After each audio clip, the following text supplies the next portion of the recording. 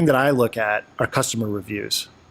And we have I'd say about 1,400 customer reviews on our work so far. We've published over 425 stories.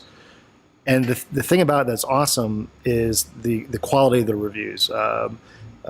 Most of them over 4 stars, if not out of 5 stars, if not 5 stars. So the audience, as we build it, is getting bigger every day. But the key thing is they're liking what they see. The writers are doing good work, and I think that's the really important thing. I was reading a story on the way down today by a guy named Kevin J. Anderson, and he is a super successful writer. He's written for Star Wars, written for X-Files novels, and he wrote a story for us in the Brilliance universe, or the Abnorm Chronicles, excuse me, by a writer named Marcus Saki. And it's an amazingly good story. And I think the minute I started reading it, 2 things happened. I wasn't working anymore. I was just loving the story. And I wasn't reading a piece of fan fiction. I was reading an incredible story by a really talented writer. So what is the quality control on this platform? Because you look at fan fiction on Tumblr and all sorts of different sites, and they could go in many different directions. I might not even say quality, but so diverse and sometimes erotic. There's a whole mix of things, but it feels like there's a filtering mechanism, that there is a certain, I would say, a certain type of presentation of narrative that Amazon's looking for. Is there, like, in a way, a best practices for the type of work that's on the platform? A couple things. When we license rights from companies that own the rights or writers that own the rights, we asked them, we said, what are the rules of play in your world? And maybe violent content is perfectly appropriate in one world, but completely inappropriate in another. Same thing with all kinds of mature content. So we asked them, like, what should the rules be? And they told us. They know their audience. They know what their audience wants. So we took their rules, and some of them are around erotica. Some universes and worlds we are perfectly fine with erotica, others not. We respect that. So we let the most important things, we tell the writers what those rules are. We say, here are the rules. You want to come right in this world? You want to come play in this sandbox? Here are the rules. Are there more mature worlds that you're allowed to get more graphic with the content, or not? Yeah, definitely. So there are. Absolutely. So there are rated fan fiction, and there's the PG-13. I don't use that. I know we're in Hollywood here. I don't use that scale. But yeah, no, there's things that are appropriate for the audience. If a book has a younger audience, a YA-ish audience, or a young adult audience, maybe that's not appropriate. But other worlds, it's absolutely fine. Because there's one of the things I noticed, that there's Guylines in the G.I. Joe's one, which is 2 ones I'll bring up.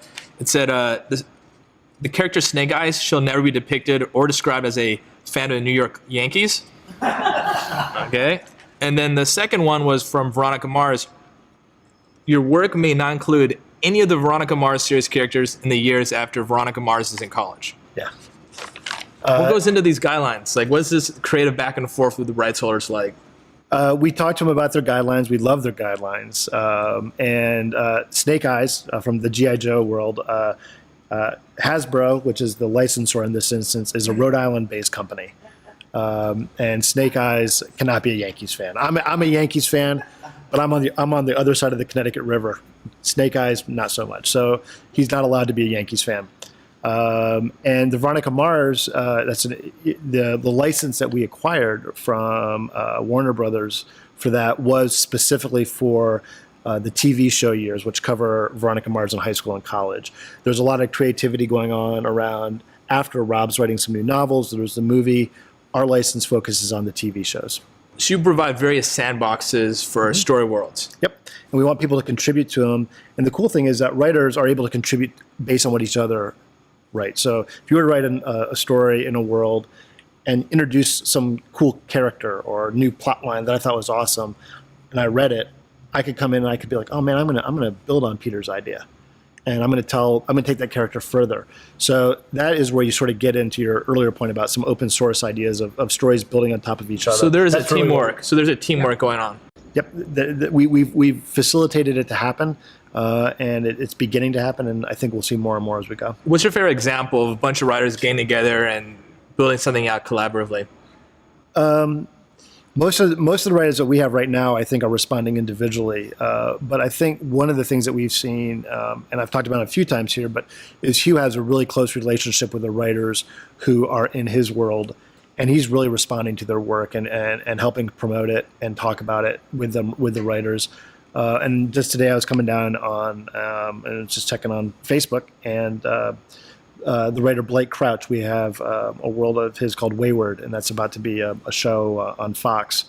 And he was just talking about some of the work the writers had done. So one of the things that's happening is writers are getting feedback directly from the show creators or the writers. And I think that is somebody out of nowhere all of a sudden, like somebody goes, "Hey man, I love your work."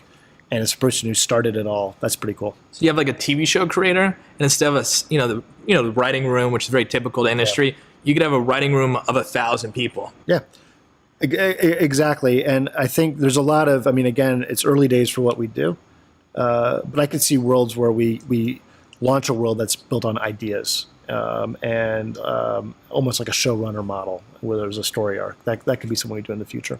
And as we speak of TV, Amazon definitely has a production distribution arm, and they reach so many people with great content. And is there ever a point where you're thinking you pull the right lever and you suddenly have this giant team of writers around the world just building out IP, and then it just pushes through all the different platforms that people say is transmedia storytelling, where you're adding one element after another? Is that kind of like the long-term future of Amazon?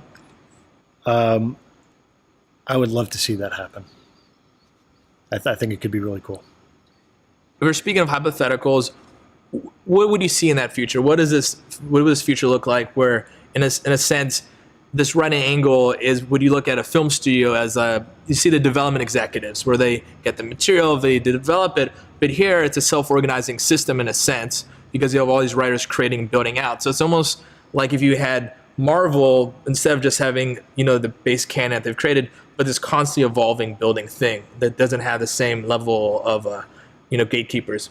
Yeah, so Amazon several years ago launched a self-publishing platform called Kindle Direct Publishing, or KDP. And when that first started, a lot of writers started to contribute to it, and it was this thing that was kind of cool over in this corner of publishing. In the last couple of years, it has become more and more mainstream. More writers are doing it. More writers are getting wildly successful out of it. And we're also starting to see more writers get movie deals out of it. Some of the writers I've mentioned earlier, that's where they started, and they've gotten some great movie deals and TV deals out of it. So you're saying executives and agents and managers are going through Kindle Worlds to find great writers? Through KDP right now. KDP. So what I could see happening is I think Kindle Worlds has that same potential. I think people who are in the entertainment business, I think people who are out there to create for all of us that love to go sit in theaters or watch on our devices or watch on our TVs, everyone's looking for talent. Everyone's looking for really good story writers. Stories, ideas are one thing, but people who can to tell a good story, create compelling characters, create great dialogue, that's hard to find. And so they're looking in a lot of places for that right now. And I think Kindle Worlds has the potential to become one of those. So we speak about the future of Kindle Worlds. Now let's talk about the present and the past. Amazon has more analytics to understand its consumers than almost any other company. You look at Netflix and a couple other big names. What are you learning as you go? What are the biggest lessons over the lifespan of Kindle Worlds that you could speak of? I'm going to sound a little boring, but I'm going to tell you the truth. Quality sells. People who tell good stories, where customers like it, those are the things that customers are looking for, readers are looking for.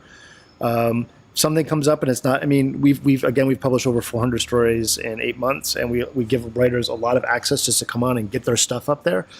A lot of it is tremendous. Some of it is really good, and then occasionally there's something that's not so good.